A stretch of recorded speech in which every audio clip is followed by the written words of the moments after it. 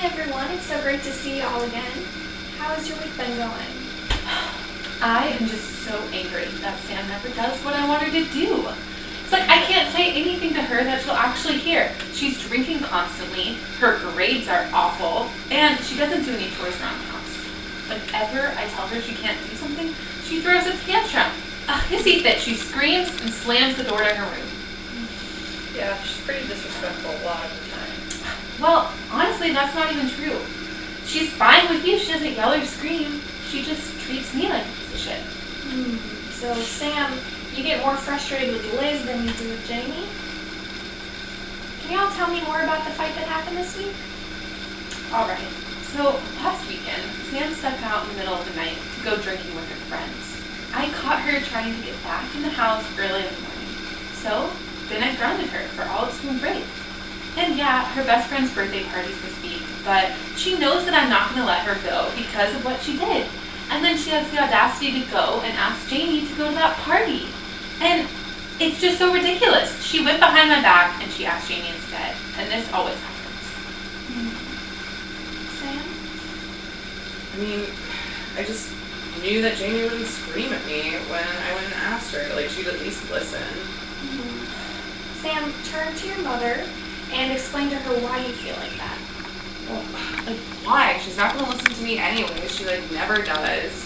You don't even try talking. Okay, alright. Instead of accusing your mother, Sam, try asking her what you need. Mom, I need you to listen to me. Liz, how does it feel to hear Sam speak to you in that manner? I mean, it's not like she did that in her life. That's how she talks to Jamie. Jamie, do you agree with that? Well, yeah, Sam and I don't really get into many arguments. Jamie, will you give your perspective on the fight that happened this week? Sure, I knew Sam was grounded because she had snuck out. But I thought that, it's her best friend's birthday. It doesn't happen, it happens once a year. And she'd worked really hard to help plan this party, and so I thought that not letting her go would be worse than letting her go. See, she's so much more understanding. So, Jamie, you think that Liz is being unfair to Sam? In this situation, yes, I think it's an unfair circumstance. How dare you take her side? You always make me play bad cop. You never asked me for any input in the decision making in the first place. Before you moved in, I was used to doing everything by myself. I didn't realize you wanted to be involved that way. It's not like you ever took initiative. Liz, what was your role in parenting before Jamie moved in? I mean, it was just me around. Had to be the disciplinarian. When Sam's dad left, I didn't want Sam to mix in with the wrong crowd. I was just trying to keep her on the straight path. Liz, I can tell how much you really care about your daughter. When you and Jamie got married, Jamie became a stepmom, but your parenting roles were kind of unclear. Yeah, I didn't want to step on Liz's toes. I'm the stepmom coming in, and so I guess I was really careful about what that would look like, and Sam and I became close, and I guess we became more like sisters than parent-child. Yeah, I feel like I can talk to Jamie about, my friends and, boys and, whatever, and, she, won't get mad at me or, scream at me. Okay. So, in families, it can be super common for roles to be unclear and for relationships to be unbalanced. What I'm seeing in this family is a close, warm bond between Jamie and Sam, while Liz is playing the role of a disciplinarian, which is causing conflict with Sam. I'm even seeing this playing out in the way that you all are sitting. So, for example, Sam and Jamie are sitting together on the couch, and Liz is sitting away from you two. Sam, I'd like you to show us what the sitting arrangement looks like, and if you and your mom are in a fight.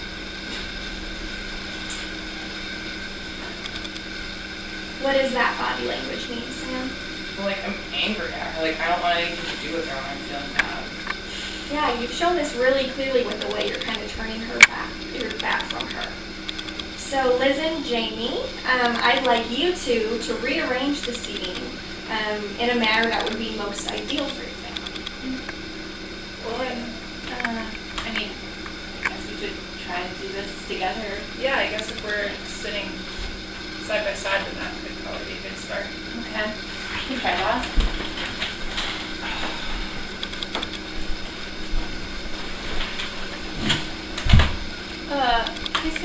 about you come a little closer? A little bit closer. Okay, so this arrangement looks a little different. Can you tell me why you two chose this particular arrangement? I think that Liz and I really want to be parenting as a joint effort, and I think that if we, I don't know, approach it from the same side, then that can help us to really be on the same page when it comes to Sam's safety and her happiness. Yeah, and I mean, I guess it feels nice to be closer to Jamie and to Sam. I don't feel like I'm off on my own island or something. Sam, how about you? How does this new arrangement feel for you? It's like fine, I guess. I feel kind of isolated. Yeah, it might feel kind of new and uncomfortable at first, and that's why we're here. We're just trying to, figure out some new boundaries and some new structures for your family. So let's practice communicating with each other within this new seating arrangement. And Sam, what are the typical rules in your house for gaining permission to do something that you want to do? I mean, there's not really like any rules. Like sometimes I ask to go out, sometimes I don't. Sometimes I ask Jamie, sometimes I ask Liz. So like it's just whatever. Okay, it sounds like the rules and protocols are super unclear. So Liz and Jamie, I'd like you two to talk about what kind of protocol should be in place for Sam to ask permission to do something. I guess I just really want to have a say. I'd like to be part of the discussion for what Sam can and can't do. Yeah, and I mean, I guess it's always hard, like having to make the decision by myself and having to always be the bad cop. I think that sounds reasonable. Yeah. So maybe when Sam asks us to do something, that maybe we can come together and talk about it and then come to a joint decision. Yeah. That way she always has the answer from both of us. Okay, I noticed you two working really well as a team to come up with what you two should do if Sam wants to do something outside of the house. So what might Sam need to do? Can you figure that out together? I guess I'd be comfortable if she just asked us anytime she was trying to do something, just so we would have an understanding of where she was, really. Yeah, I agree with that. Okay, so she'll come and ask one of you, is that what you're saying, for permission to leave the house?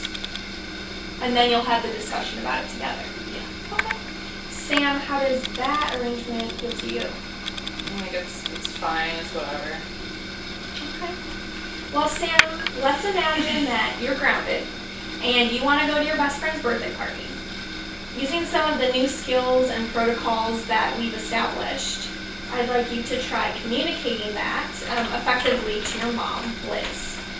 Liz, when Sam communicates this desire to you, remember to listen carefully to what she's saying, to her needs, and communicate clearly back to her without accusing her of anything.